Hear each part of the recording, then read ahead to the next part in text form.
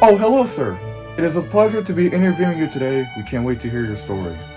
Merci. Thank you for having me, sir. Now, before we start, please introduce yourself by stating your name, position in this war, and how long you have participated in the war so far.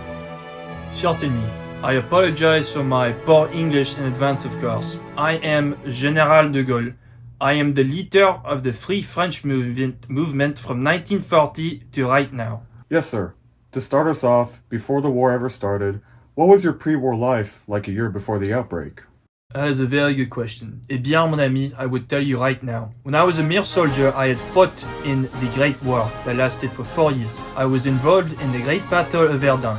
You remember that battle? I was most known for my role in leading the armored brigade consisting of new technology at the time, called landships. They were called landships at the time, which we now refer to maintenant as tanks. I continued that role up until the Germans occupied my country. Then, after the occupation of my country, I became the leader of the Free France movement, and I will continue to fight for French freedom against Nazi oppression.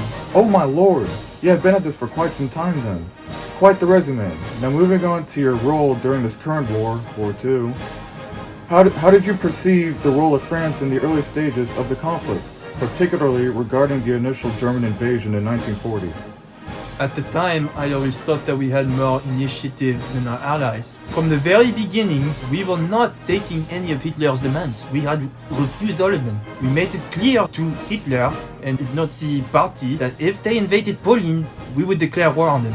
And even after our defeat by the Axis, we will proceed forward and fight, never surrendering. Speaking of which, how did France lose to the Nazi regime so easily? The Maginot Line blockade was far too strong. You would be right, of course. It was a strong blockade, Maginot Line. It was developed after the Great War. On paper, we should have been able to fend off the Nazis. But alas, my superior officials would not listen to me. I insisted we needed to change our tactics, but they had a defensive mind about it. I was slightly ignored. Because I was ignored, our armor and infantry were fighting separately, when they would have been fighting as one. A lot of good Frenchmen died those 6 weeks.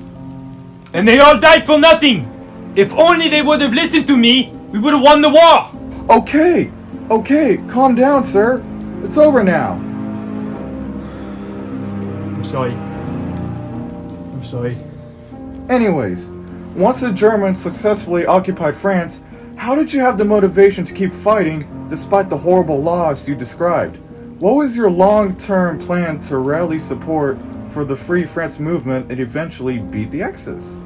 Well, the first step before even thinking about fighting was gathering support. First, I wanted to start with the fellow French support. That was actually relatively simple because we French are very patriotic towards our beautiful country. I appealed to their emotions. However, even I knew that domestic support alone would not win the war. I needed to also get foreign support, despite how much I despised non-French, particularly, of course, the United Kingdom and the United States. That's actually what I wanted you to ask about next.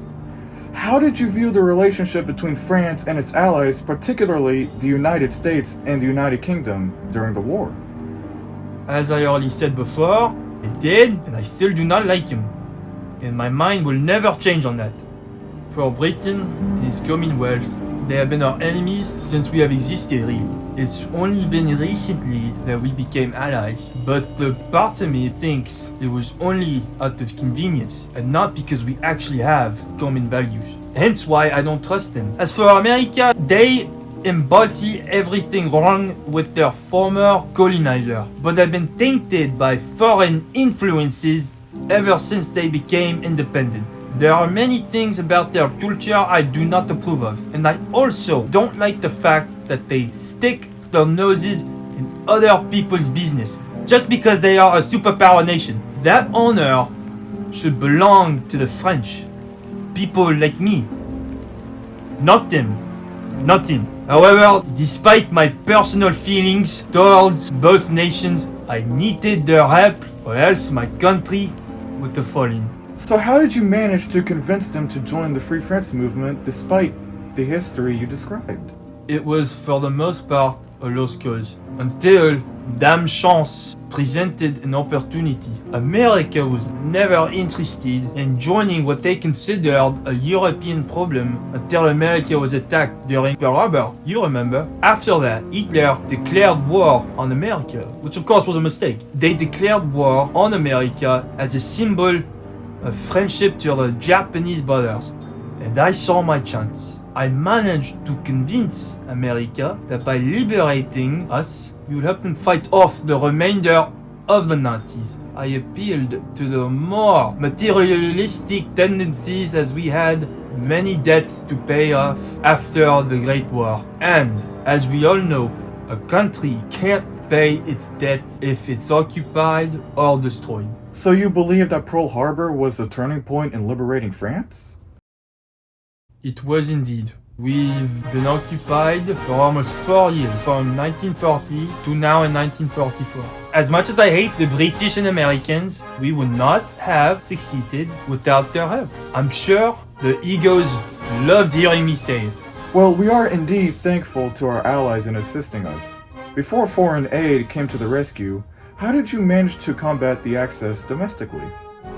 Without depleted our forces were, after the breaking of the Maginot Line, we had to resort to guerrilla tactics, striking only when we had the element of surprise, which allowed us to pick them off while they had no food, no power, no transportation or communications from the high command. Well, now that the war is almost over, the Axis is on their heels, and France is now liberated with you as their leader, what lessons did you draw from the experience?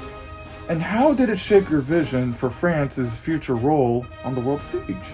Throughout these years, I learned the importance of maintaining strong alliances, instilling high nationalism within the French people, how to be an opportunist. The new post-war world will require new leadership. And it will be spearheaded by la France, with me on the helm. Wow! Well, thank you for your time, Monsieur de Gaulle. May you bring glory to France in this new world. Vive la France! Well, there you have it, ladies and gentlemen. Charles de Gaulle. We'll be sure to keep you all updated on the latest Free France and de Gaulle news, exclusively on the Chant de France station. Thank you for tuning in on Chant France tonight.